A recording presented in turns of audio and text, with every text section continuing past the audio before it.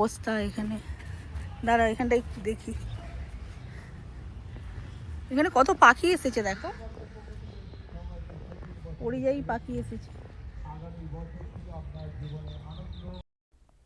Hello friends, তো thumbnail থেকে সবাই বুঝেই গেছো আমরা 1 জানুয়ারি গিয়েছিলাম হলো নলবন। তো আমরা বাইপাস ধরে সেক্টর 5-এর দিকে গিয়েছিলাম।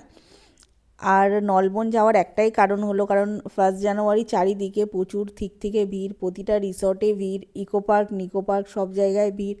তো আমরা যেহেতু এখানেই ছিলাম তাই ভাবলাম একটু নলবনে যাই, ওখানে একটু মানে পাখি টাখি এসেছে দেখব। আর পাশেই গালাওয়াট আছে, ওখানে লাঞ্চ করে আসবো। কিন্তু কি হয়েছে আমাদের সাথে কাল সেটা এবার বলবো।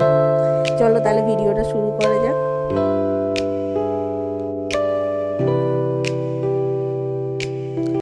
তো নলবন প্রজেক্টটা হলো ওয়েস্ট বেঙ্গল গভর্নমেন্টের মৎস্য দপ্তরের আন্ডারটেকিং একটা প্রজেক্ট বা পার্ক।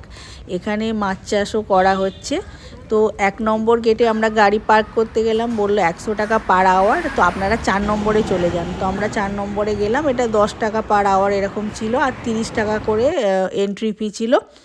তো আমরা টিকিট নিয়ে আমরা ভাবলাম সামনের এখানে একটা রেস্টুরেন্ট আছে, মানে মৎস্য দপ্তরেরই, এখানে লাঞ্চ করাও যেতে পারে আর চা কফিও দেখলাম আছে। তো আমরা একটু কফি খাবো ঠিক করলাম, যে আমাদের দেরি আছে। তো কফি অর্ডার দেওয়ার পরে 20 মিনিট আমরা বসে রইলাম, কিন্তু কফি আর এলো না। তো আমাদের আর ওয়েট করার ধৈর্য হচ্ছিল না, আমাদের তাড়া ছিল, আমরা বললাম একটু ঘুরে নিই ভালো করে।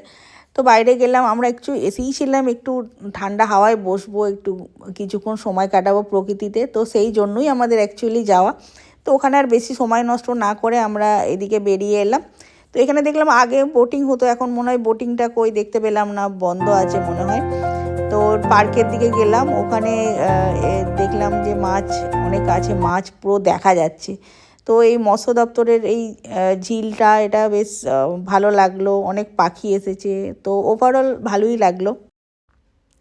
এখানে সবই ভালো ছিল, শুধু একটাই ডিসঅ্যাপয়েন্টেড হলাম, যে ফটো তোলার একটা জোন ছিল, মানে বাঁশ দিয়ে অনেকটা ঝিলের উপর পর্যন্ত যাওয়া যেত আগে। তো ওটা দেখলাম মেনটেন করা নাই, ওটা ভাঙা, এটা একটু দেখে খারাপ লাগলো। না হলে ওভারঅল তো খুব ভালোই লেগেছে। এটা যদি আরেকটু মেনটেন করা যেত আরও ভালো লাগতো।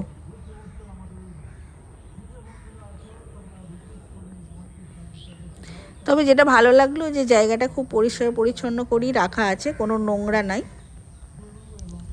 বাচ্চাদের খেলার জন্য স্লাইডিং দোলনা এটা আছে। তো অগত্যার কিছু না পেয়ে আমি একটু দোলনায় দুলে নিলাম, একটু ফটো তুলে নিলাম।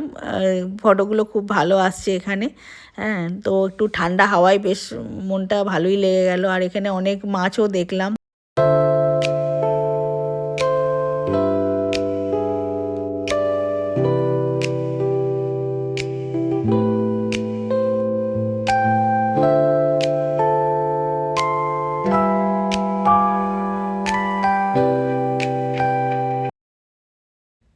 এখানেই ঘুরতে ঘুরতে আমাদের 2:30টা বেজে গেল। তো খুব খিদে পেয়েছিল, ভাবলাম এবার লাঞ্চ করব।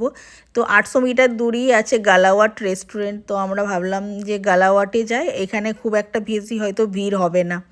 কিন্তু কি বলবো, 1 জানুয়ারি আমাদের কি ছিল কপালে।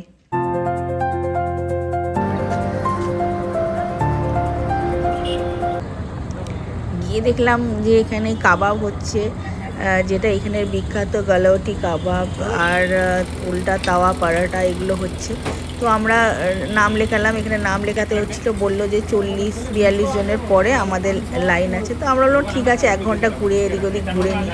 ঘুরে আবার 3:30টায় গেলাম, তাও বললো যে না, এখনও আরও আধ ঘন্টা। তো আমরা পরে অন্য জায়গায় খেয়ে কাবাব নিয়ে বাড়ি ফিরলাম। তো 1 জানুয়ারি এভাবেই কাটালাম। আমরা লাঞ্চ কোথায় করলাম ওটা নেক্সট ভিডিওয় আমি দেখাবো। তো আমার ভিডিও কেমন লাগছে জানাবেন, যদি ভালো লেগে থাকে লাইক অ্যান্ড সাবস্ক্রাইব করে দেবেন। দেখা হচ্ছে পরে।